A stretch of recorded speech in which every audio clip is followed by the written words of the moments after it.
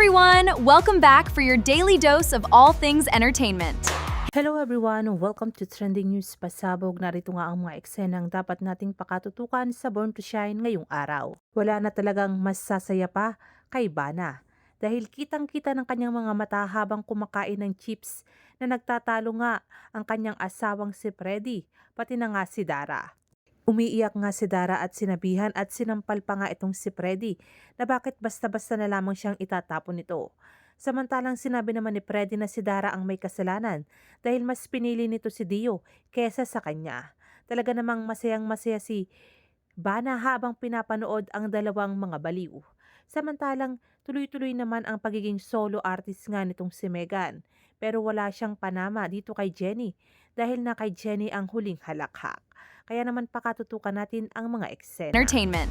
Hit subscribe so you never miss a single update.